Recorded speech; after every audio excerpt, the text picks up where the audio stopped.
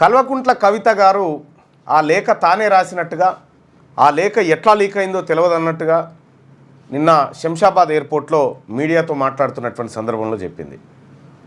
So మొత్తానికి 6 పేజీల లేఖ అయితే లీక్ చేసింది ఎవరు అనేది నాకు తెలియదు అనేటువంటి మాట ఆమె చేసింది. రాసింది మాత్రం నేనే, దస్తూరి నాదే అని చెప్పి కవిత గారు చెప్పింది. అసలు ఏం జరుగుతూ ఉంది, కేసీఆర్ ఫ్యామిలీలో జరుగుతున్నటువంటి అంశాలు ఏంటి అనేటి ఒకసారి పరిశీలిస్తే, ఇక్కడ కల్వకుంట్ల కవిత గారు గత కొంతకాలంగా పార్టీలో సమాన వాటా కోసం కొడుకు ఎంత వాటానో తండ్రికి బిడ్డకు కూడా అంతే వాటా ఉండాలనేటువంటి ఆ దిశగా ఆమె నిజంగా వాస్తవానికి కూడా జైలుకు పోయింది. 6 నెలల పాటు జైల్లో ఉన్నది. ఆ జాగృతి అదో ఇదో పెట్టి ఏదో కార్యక్రమం చేసుకుంటుంది. సో ఆమెతో కంపేర్ చేసినప్పుడు కేటీ రామారావు త్యాగం చాలా తక్కువది, చాలా తక్కువే కూడా. అది త్యాగం అనిపించుకోదు కానీ, సో ఆమె చేసిన పనుల కంటే ఈయన చాలా తక్కువ చేసిండు. కాబట్టి ఏమైనా దొరికితే అవకాశాలు దొరికితే నాకు దొరకాలి కానీ కొడుకు ఎట్లా పోతుంది అనేటువంటి ఒక కయ్యం జరిగింది. ఆమె ఒక కీలకమైనటువంటి వ్యాఖ్యలు చేసింది. కేసీఆర్ దేవుడు కానీ ఆయన చుట్టూ దయ్యాలు ఉన్నాయనేటువంటి మాట చెప్పింది. ఎవరి దయ్యాలు? కేసీఆర్ చుట్టూ ఉండేది ఎవరు? కేసీఆర్ చుట్టూ ఉండేది ఒకటి, కేసీఆర్కు 5-6 ఇంచుల దూరంలో ఉండేది సంతోష్ రావు ఉంటాడు. ఆ తర్వాత అప్పుడో ఇప్పుడు హరీష్ రావు ఉంటాడు, కేటీఆర్ ఉంటాడు. ఈ దయ్యాలలో అంటే కవిత గారికి ఈ కుటుంబ సభ్యులు కాక ఇంకొకరు దయ్యాలుగా కనిపించారు. ఎందుకంటే వాళ్ళందరూ కూడా ఈ కుటుంబానికి భయపడతారు కాబట్టి ఈ ముగ్గురిట్లలోనే ఒక దయ్యం ఉండాలి. బయట విధేయులుగా ఉంటారు. ఒక దయ్యమా 2 దయ్యాలా? ఈ దయ్యం ఏది? సహజంగానే కవిత గారు చెప్తా ఉంటారు ఆయన దేవుడా రాక్షసుడా. తర్వాత శ్రీకృష్ణుని చుట్టూ గోపికలు ఉన్నట్టుగా, హనుమంతుని చుట్టూ రామదండు కోతులు ఉన్నట్టుగా కేసీఆర్ చుట్టూ కూడా సహజంగానే వాళ్ళే ఉంటారు. కాబట్టి ఇక్కడ మనం గమనించాల్సినటువంటి అంశం ఏంటంటే, కవిత ఎపిసోడు ఎందుకు హాట్ టాపిక్గా మారింది, అసలు ఏం జరుగుతుంది వాళ్ళ కుటుంబంలో అనేటువంటిది చాలా గట్టిగానే చర్చ అయితే అవుతా ఉంది. అయితే ఈ లేఖ నేను రాయలేదు అని ఆమె చెప్పలే, నేనే రాసిన అని చెప్పింది. కానీ నమస్తే తెలంగాణ పత్రిక నిన్నటి పేపర్లో ఏమనేసి, నిన్నటి పేపర్ ఉందా నమస్తే తెలంగాణ పేపర్?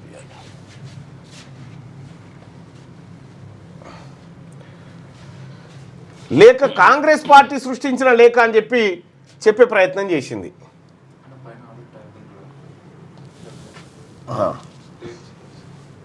రైట్,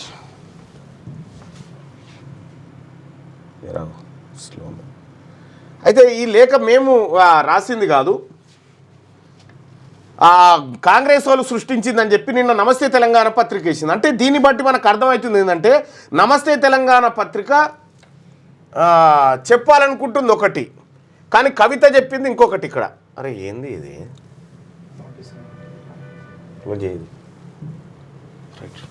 కవిత చెప్పాలనుకుంది ఒకటి, చెప్పింది ఒకటి.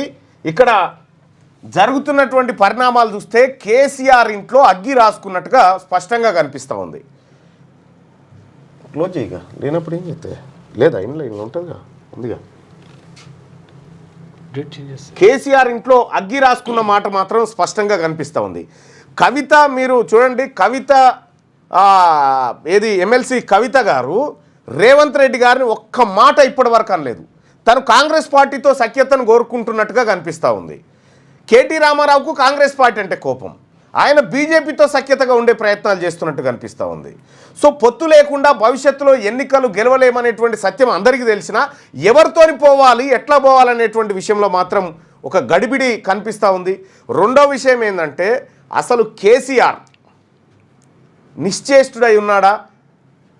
ఈ పిల్లల మధ్య పంచాయతీని పరిష్కరించేటువంటి ప్రయత్నాలు ఏం జరుగుతూ ఉన్నాయి?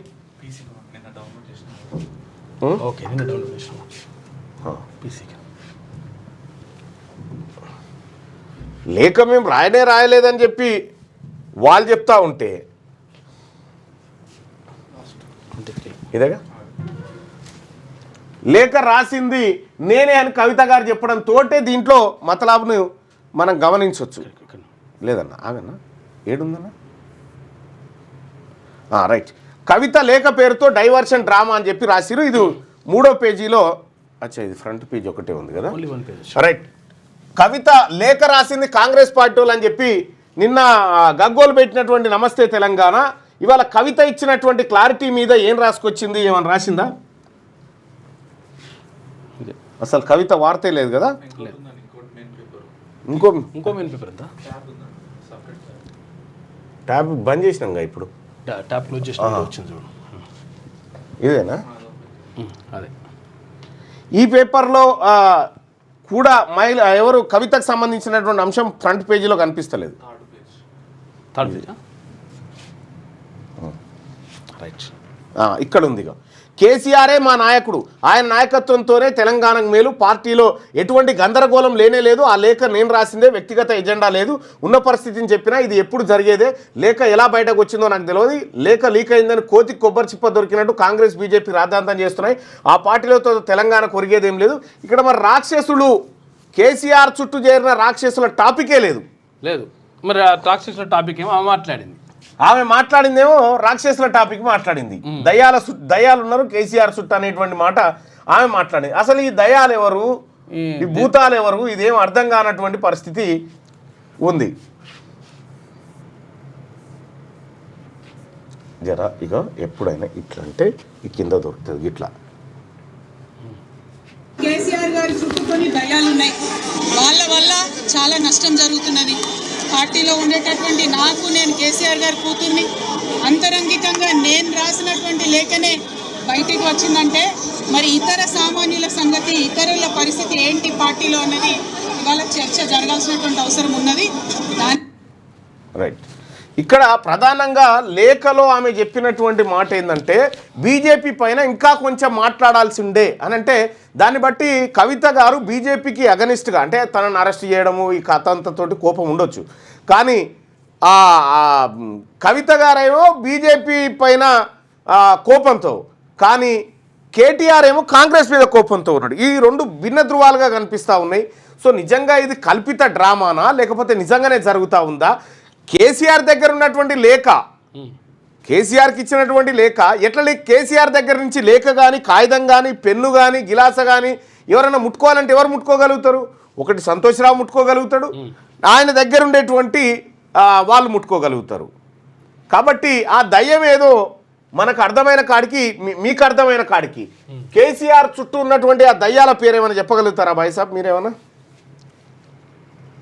లేకపోతే కాకినాడ రిలీజ్ చేయాలి, బయట పెట్టాలి. శ్రీకాంత్ వ్లాగ్స్ మానుకోట, వేరే న్యూస్ లేదా ఇంకా మీ నుంచి ఆశించేది? వేరే న్యూస్ పెద్ద డాక్యుమెంటే బయట పెడుతున్నా, జర ఓపికతో ఉండు.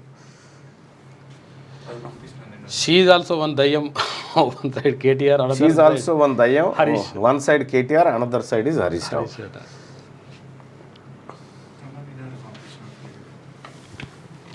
ఫుల్ పేపర్ ఏది? Third page. ఈ థర్డ్ పేజీలో డైవర్షన్ కోసమే లేఖ డ్రామా, వైఫల్యాలను కప్పిపుచ్చుకునేందుకే కాంగ్రెస్ ప్రభుత్వం కొత్త ప్లాన్. అంటే ఈ లీకు చేసింది ఈ లీకు వీరులే, మళ్ళా ఇది కాంగ్రెస్ రాసిన లేఖ, ఇది కాంగ్రెస్ డైవర్షన్ పాలిటిక్స్ అని డ్రామా. కేసీఆర్ దగ్గర పోయి కేసీఆర్ సంఖలో ఉన్నటువంటి ఆ లేఖను ఫోటో తీసుకొని కాంగ్రెస్ పార్టీ వాళ్ళు బయటకు వచ్చి పబ్లిక్ చేసినారు. ఆ ఇంట్లోకి పోయి మీరే కదా, ఇది కేటీఆర్ సంతోష్ రావు వీళ్ళు చేయాల్సిందే, ఇంకోటి చేయడానికి లేదు కూడా. అయితే విషయం ఏంటంటే ఆ లేఖను వీళ్ళే లీక్ చేస్తారు, వీళ్ళే డైవర్షన్ డ్రామా అంటారంటే నమస్తే తెలంగాణ పత్రిక విశ్వసనీయతను చూడరు ఎంత అద్భుతంగా ఉందో. ఇక లేకపోతే ఇది ఏమన్నా పోస్ట్ బాక్స్ లేచి పంపించిన లెటర్ కాదు, అట్లా కూడా కాదు, నడుమిట్లా పోస్ట్ మాస్టర్ కవర్ ఓపెన్ చేసిన అని చెప్పడానికి కూడా లేదు. కాబట్టి ఇక్కడ కంప్లీట్గా కేటీ రామారావు ఏదో డ్రామా ఆడుతున్నట్టుగా కనిపిస్తూ ఉంది. మళ్ళా కేసీఆర్ కవిత కేటీఆర్ చేస్తున్న డ్రామా. పాండు అట, అచ్చా పాండు పోతాడు కానీ మరి పాండుకి ఇప్పుడు ఆ లేఖలు చదివేంత ఉంటుందా ఏమో మరిగా. మీ దగ్గరికి వస్తే న్యాయం జరుగుతుంది అనుకో, మీ దగ్గరికి వస్తున్నారు ఓకే, పాండు కాకపోవచ్చు కానీ మొత్తానికైతే చాలా కవిత చెప్పినటువంటి దయ్యం సంతోష్ రావు లేదా కేటీ రామారావు. ఇప్పుడు అంతో ఇంతో ఆ ముసలాయనకు ఎవరికి, ఆ కేసీఆర్ గారికి ఈయన పంచాయతీ ఈయనకున్నది, కేటీఆర్కు బిడ్డ పంచాయతీ బిడ్డకున్నది. అంతో ఇంతో ముసలాయనతో ముచ్చట పెట్టి ముసలాయనకు అండగా నిలబడ్డది ఇప్పుడు హరీష్ రావే కనిపిస్తా ఉంది. ఫస్ట్ నుంచి కూడా అదే ఉంది. ఆ? తెలంగాణ ఉద్యమంలో స్టార్టింగ్ లో కూడా హరీష్ రావే జర అండకున్నాడు. ఇప్పుడు కూడా అదే కనిపిస్తా ఉంది. ఇప్పుడు హరీష్ రావే జర అండగా ఉన్నట్టు మిగతా వాళ్ళంతా కనిపిస్తలేరు. కానీ మొత్తానికైతే అభి నువ్వే లీక్ చేసి ఉంటాను, నేను లీక్ చేసిన అనేకం ఉన్నాయి. ఒకటే నేను వాళ్ళకు ఇప్పుడు చెప్తున్నా చూడండి, హైదరాబాదు ఈ చుట్టుపక్కల ఉన్నటువంటి భూములు ఎంత విలువ తెలుసా? 2 లక్షల కోట్ల విలువైన భూములను ఒక సామాజిక వర్గం ఎట్లా కబ్జా పెట్టింది, విత్ ప్రూఫ్స్ తోటి డాక్యుమెంట్ బయట పెట్టబోతా ఉన్నాం. అంటే ఇయ్యాల కాదు, ఇంకొంచెం అది ఫైనల్ వర్క్ అవుతూ ఉంది. అయిన తర్వాత రేపు లేదా ఎల్లుండి ఈ డాక్యుమెంట్ బయట పెట్టబోతా ఉన్నాం. ఇందులో ఒక్కడు బీసీ లేడు, గుర్తుపెట్టుకోండి. మీ పిల్లలు IIT సెట్ లాంటి కాంపిటేటివ్ ఎగ్జామ్స్కి ప్రిపేర్ అవుతున్నారా? జాబ్స్ కోసం చేసే ప్రయత్నంలో విఫలమవుతున్నారా? ఇంగ్లీష్పై పట్టు సాధించలేక పోటీ ప్రపంచంలో వెనుకబడుతున్నారా? స్టేట్ సిలబస్ అయినా సెంట్రల్ సిలబస్ అయినా అన్ని సబ్జెక్టులు ఇప్పుడు ఒక్క క్లిక్లో. షేక్ స్పైకర్ ఇప్పటి వరకు ఎవరు తయారు చేయలేని విధంగా రూపొందించబడిన సరికొత్త యాప్. ఇప్పుడే షేక్ స్పైకర్ యాప్ని ప్లేస్టోర్ నుండి డౌన్లోడ్ చేసుకోండి. కేవలం 1000 రూపాయలకే 7 ఏళ్ల పాటు సబ్స్క్రిప్షన్ పొందండి.